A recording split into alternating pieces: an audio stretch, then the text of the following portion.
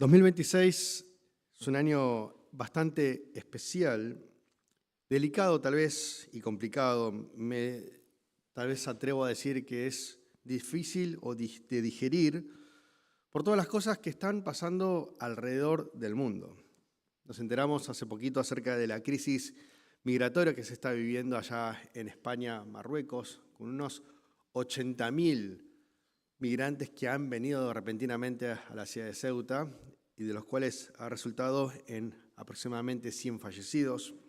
Hace poquito nomás escuchamos acerca de la catástrofe en Venezuela con un terremoto que ha dejado hasta ahora un saldo de más de 6.000 muertos.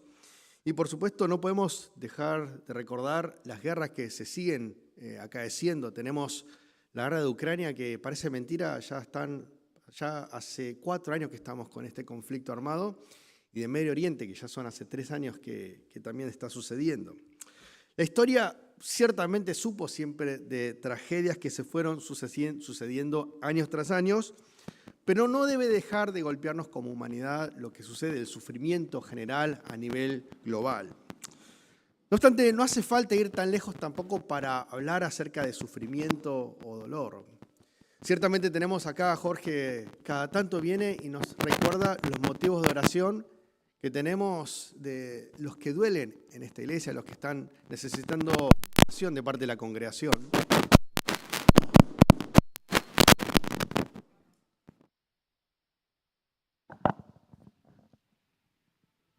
Gracias.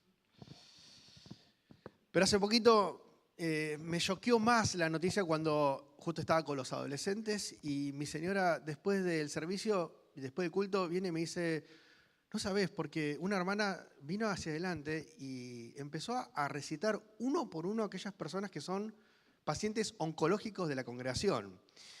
Y para aquellos que estuvieron hace muchos años en esta congregación misma, tal vez casi como puede llegar a pasar como desapercibido, digamos, la cantidad de gente que está sufriendo, pero para que nosotros, que somos nuevitos en cierta manera, nos llamó muchísimo la atención, hasta nos impactó de cuántas personas están sufriendo de una manera hace mucho tiempo por esta enfermedad o estas enfermedades. Entonces no hace falta tal vez ir más lejos como para poder entender el dolor, el sufrimiento, sino que incluso acá mismo podemos estar lidiando con esto. Y de hecho no hace falta que sea una enfermedad, sino que muchos de los que estamos acá puede ser que estemos lidiando con situaciones de dolor, de sufrimiento, situaciones que son difíciles de digerir. Ahora, la pregunta que siempre surge a partir de esta situación es la incomodidad de ¿por qué Dios permite que esto suceda, ¿no? ¿Por qué Dios permite que esto acontezca? Y tal vez el riesgo más grande al responder esto es hacerlo desde lo objetivo y desde lo filosófico. Queremos entender a Dios como un caso de estudio. Ok, Dios, ¿por qué vos permitís que esto suceda? Y vamos a tratar de analizar la situación y analizarte a vos, casi como ser el psicólogo de Dios, al tratar de entender por qué está pasando lo que pasa, entendiendo como Él la causa primera de todo lo que sucede en este mundo. Y tal vez eso sería un gran error, porque la pregunta no se responde a partir de lo objetivo, sino a partir de la relación que tenemos con Dios Padre. A partir de esta relación filial en donde Él es un Dios bueno y Él es un Dios que nosotros llamamos Padre y por eso oramos el Padre Nuestro. A partir de esa relación nosotros debemos responder por qué está sucediendo lo que está sucediendo. Y tal vez no solamente tenemos que quedarnos con la pregunta de por qué sucede esto, sino tal vez ir más allá y entendiendo que es un Dios bueno. ¿Cuándo será que Dios derrame de su refrigerio y de su bendición? No es que simplemente, ¿será que Dios? No.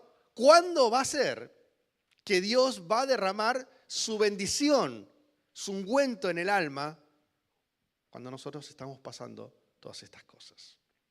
Y tal vez en miras de responder esto, o prestarnos a responder esto, tenemos que recordar algunas verdades. Y lo primero es que recordamos que hay un Dios que está siempre presto a bendecirnos, a actuar en nuestro favor.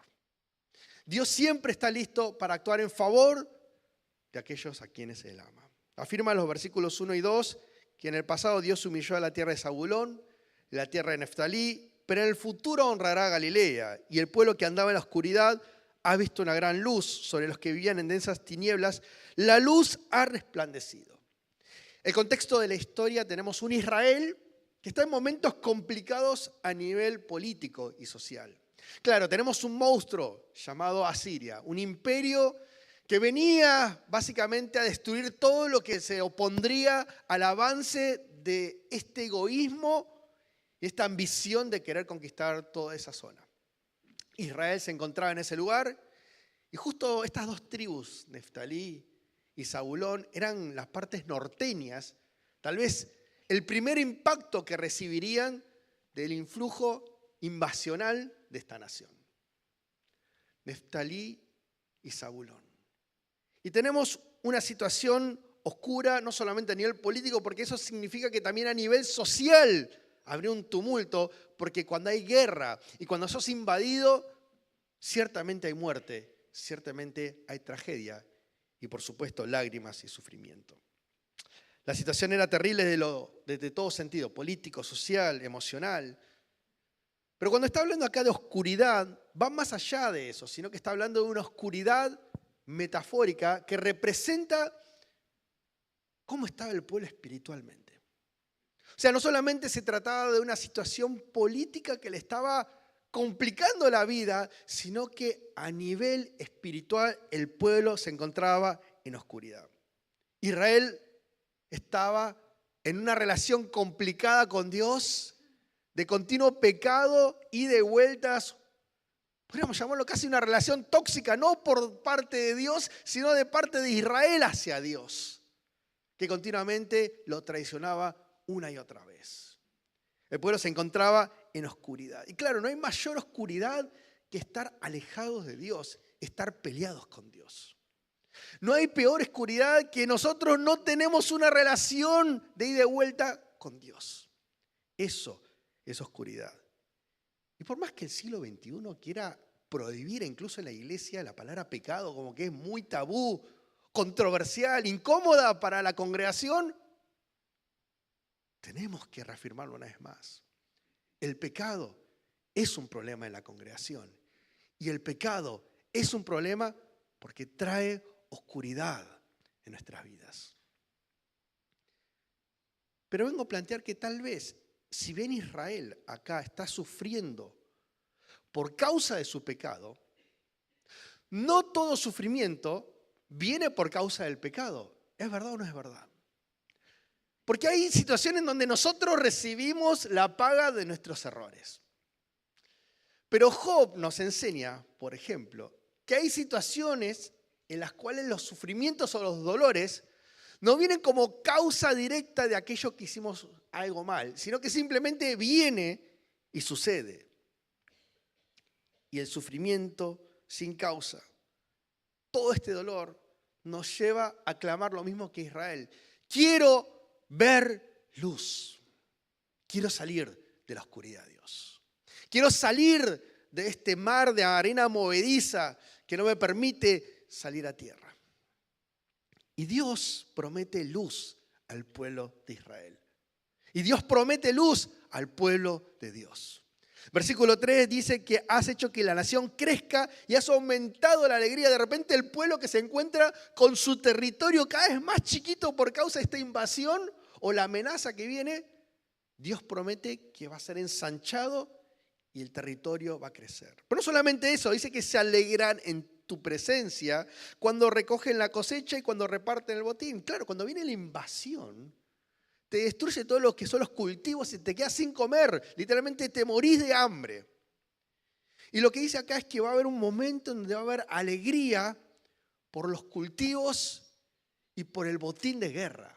La ironía, ¿no? De repente estás con miedo de que vengan a invadirte y Dios está prometiendo la reversión de eso, en donde el Señor mismo promete victoria en la batalla y la recolección del botín.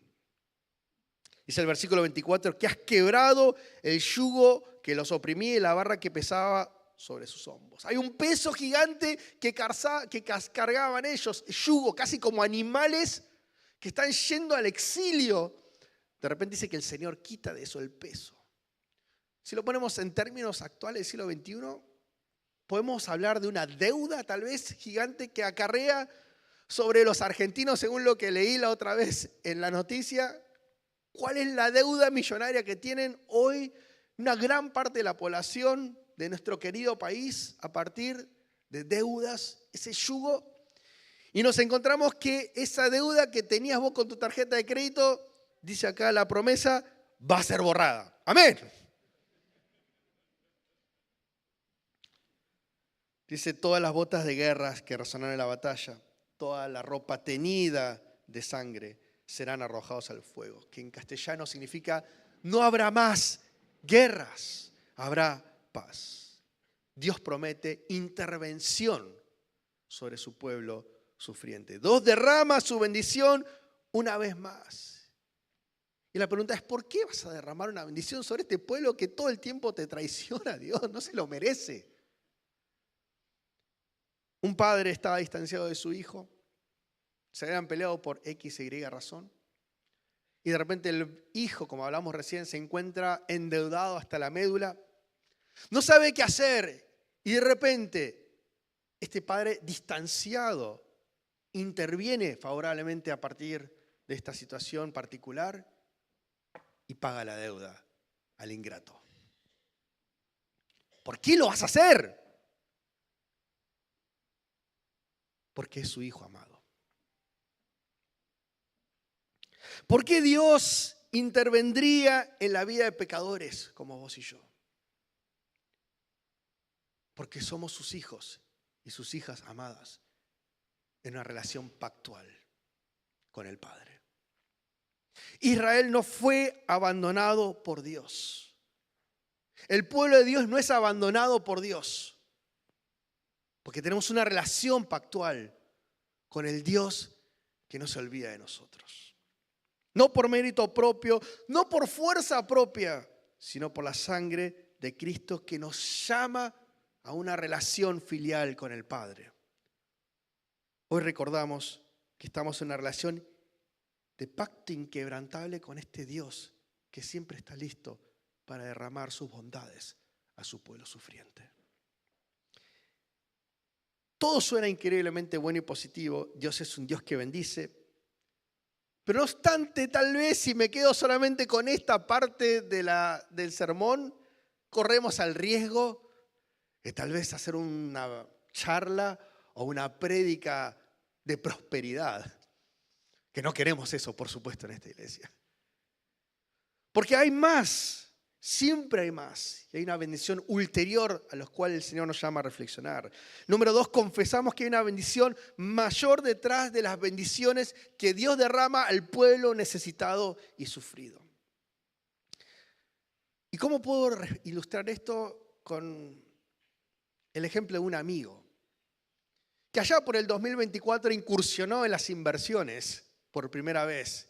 Y sin saber mucho de ello, se metió e invirtió en cierta empresa argentina, que por esas cosas de la vida le fue bien. Invirtió y al poco tiempo ganó un 15%. Vamos a poner que puso $100.000. $100.000, 15%, aquellos que son matemáticos y no pastores, ¿cuánto sería? Gracias, gracias Eddie. $15.000. Yo que soy un fanático de la música, ¿cuántos bajos me puedo comprar con $15.000? ¿Sí? ¿O cuánto me permitiría comprar mi señora? Pero ese es otro tema de discusión. $15.000 en un segundo. Y me dijo, lo saqué al toque. Ganancia instantánea, espectacular. Una bendición de parte de Dios. Claro, hoy 2026, esa compañía creció un 100%. Se quedó con la primera gran bendición, pero se perdió de la bendición ulterior. Nótese que entre tantas buenas palabras, el versículo 6 es disruptivo con una bendición inesperada en forma de niño. Porque dice que en el versículo 6, nos ha nacido un niño, se nos ha concedido un hijo, la soberanía reposará sobre sus hombros y se le dará estos nombres: Consejero admirable, Dios fuerte, Padre eterno, Príncipe de paz. ¿Por qué Dios traería la bendición o promete bendición a Israel a partir de un niño? Esa es la pregunta. Un teólogo aventura que tal vez es una ironía que hace Dios respecto a esta esperanza que tienen en poderes o reyes que los van a salvar de la opresión o de la miseria. Y en vez de traerlo a través de una persona poderosa, lo trae a partir de tan solo un niño humilde. O sea, dice un teólogo, ¿cómo liberará a Dios de la arrogancia, la guerra, la opresión y la coerción? Dice que Dios es lo suficientemente fuerte como para vencer a sus enemigos, volviéndose Él vulnerable, transparente, humilde, la única esperanza para convertir la enemistad en amistad, humilde, en forma de un niño. Precisamente esta imagen pequeña e indefensa es la imagen de un Dios poderoso que es capaz de traer refrigerio y bendición última a partir de un niño que no puede ofrecer nada. Y lo más interesante de todo esto es que este mensaje mismo es profético, anunciando de forma anticipada la venida de la bendición última, que es la llegada de Cristo Jesús. Porque en el final, cuando describe todas las descripciones de todo lo que Dios va a darles, el clímax de todo eso se encuentra en el versículo 6, que va a venir un consejero admirable, un Dios fuerte, un Padre eterno y un príncipe de paz.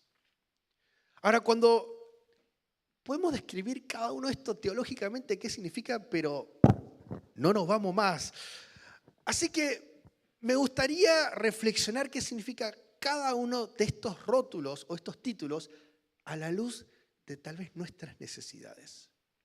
Porque si Dios dice que va a mandar un consejero admirable, es posiblemente por nuestra necesidad de escuchar palabras sabias, no de un pastor que es falible, no de un consejero que tal vez se equivoca, no de un psicólogo que ha estudiado, pero tal vez la naturaleza de nuestra dificultad requiere una sabiduría tan grande como la que solamente Dios puede ofrecer.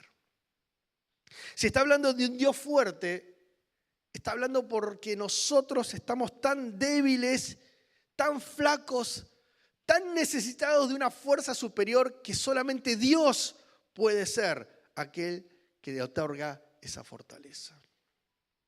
Si habla de un Padre eterno, tal vez está viendo en nuestros corazones que nos encontramos huérfanos, solos.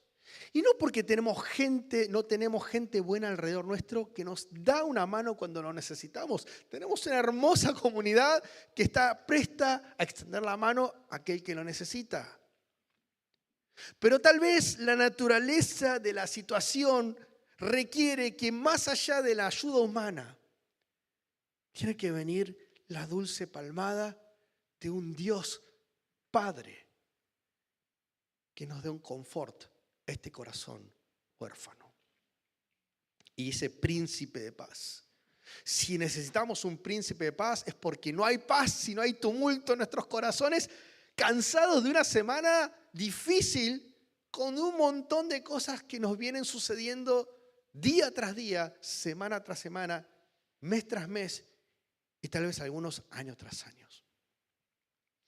Requerimos de la presencia de Dios. Y fíjense cuando dice príncipe de paz, la palabra es shalom. Y nuestro querido Calvino dice que la palabra paz, shalom, significa prosperidad. Porque de todas las bendiciones, ninguna es mejor o más deseable que la paz.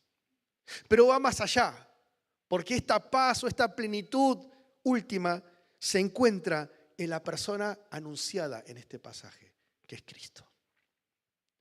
La última bendición, la bendición máxima, la bendición de la cual apuntan todas las bendiciones, siempre es Cristo Jesús. La bendición última es Cristo, la bendición total es Cristo, la bendición máxima es Cristo. Porque ¿qué pasa si solamente nos quedamos con las bendiciones terrenales o primarias? Le pedimos a Dios, cúrame de esta enfermedad, saname de esta situación, libera mis ansiedades, cuida de mi matrimonio. Y Dios te responde todo ello. Y si te responde es una gran ganancia a nuestros bolsillos espirituales y emocionales. Pero tal vez quedarnos con eso es el 15% de una acción que Dios nos quiere dar, que es el 100%. Porque si nos quedamos solo con eso, nos olvidamos a qué apunta toda bendición, que es a Cristo. Porque la bendición final es Cristo, la bendición total es nuestro Señor. Y todo lo que Dios nos da y todo lo que Dios nos quita, apunta hacia Él. Confesamos que hay una bendición última detrás de todo lo que Dios da y todo lo que Dios quita, que es nuestro Señor Jesús. Entonces los invito a hacer una última reflexión. ¿Hacia dónde apunta mi vida hoy en la situación que me encuentro? Tal vez, contrariamente a lo que venimos sugiriendo en todo este sermón, es que no hace falta ser sufridos, sí o sí. Porque a veces en la iglesia siempre estamos hablando de sufrimiento y dolor porque ciertamente venimos cargados. Pero alguno tal vez que está acá se siente en victoria. Tal vez sí sacó 100% esta semana. Tal vez sí está en una situación en donde digo, gloria a Dios, todas las bendiciones me están cayendo como aguacero. Y gracias, Cristo, porque hay victoria en la cruz. Pero ¿qué significa victoria de verdad? Porque uno puede ganar al mundo y perder a Cristo. Pero si las victorias nos lideran a Cristo, entonces es una victoria de verdad. Pero si el que sufre a partir del sufrimiento no ve a Cristo, no tiene ni bendición y no tiene ni bendición última. O sea que el sufrimiento tiene que liderarme a Cristo para que se afiance como centro de mi vida. Y eso valida todo lo que está pasando. Y eso me permite entender la relación filial con el Padre, de que el último propósito es la bendición máxima a todo lo que me acontece. Estamos hablando de que el mismo sufrimiento que nos abruma puede ser catapultador a una fe más sólida, más robusta en el Señor. Y qué bendición es si esto sucede así. Qué regalo. No es que queremos ser masoquistas y decimos, más bendición para más Cristo. No, no quiero más, Dios. Pero si vienen y me lideran a Cristo, que sea así. Y el que entendió todo esto fue Pablo, que hasta voluntariamente se libró y se despojó de tal vez las bendiciones materiales, de estar en el pináculo del éxito en la religión judaica, diciendo todo lo que para mí era ganancia, al final lo considero como pérdida. Y por él lo he perdido todo y lo tengo por, dice la NBI, estiércol. No voy a decir qué significa eso en otra versión, pero es muy claro. A fin de ganar a Cristo. Lo he perdido todo a fin de conocer a Cristo, experimentar el poder que se manifestó en su resurrección, participar en sus sufrimientos y llegar a ser semejante a Él en su muerte. Así espero alcanzar la resurrección de los muertos. Que esta sea la confesión de Pablo en nuestras vidas hoy. Que nuestra experiencia en el Evangelio nos permita decir, quiero recibir tu bendición, ¿cómo no, Señor? Pero que todo lo bueno y lo malo me lidere a Cristo hasta que te vea en tu gloria. Amén. Padre Celestial, hoy reconocemos la inmensidad de tu bondad a favor nuestro en todo lo que nos das. Somos bendecidos realmente. en nuestras familias, en nuestras finanzas, en nuestra iglesia, en nuestra comunidad. Pero también reconocemos que muchos sufrimos precisamente en estos tópicos, en la familia, en las finanzas, y que tal vez en la comunidad. Todo lo que nos pasa lo dejamos en tus manos, sabiendo que más allá de lo que acontece hay un Dios bueno que nos lidera hacia la última bendición, que es Cristo. Dirige nuestros ojos espirituales hacia la cruz y permítenos experimentar tu dulzura todos los días, hasta el día que esperemos allá en la eternidad verte cara a cara. Que sea así, en el nombre de tu precioso Hijo Jesucristo.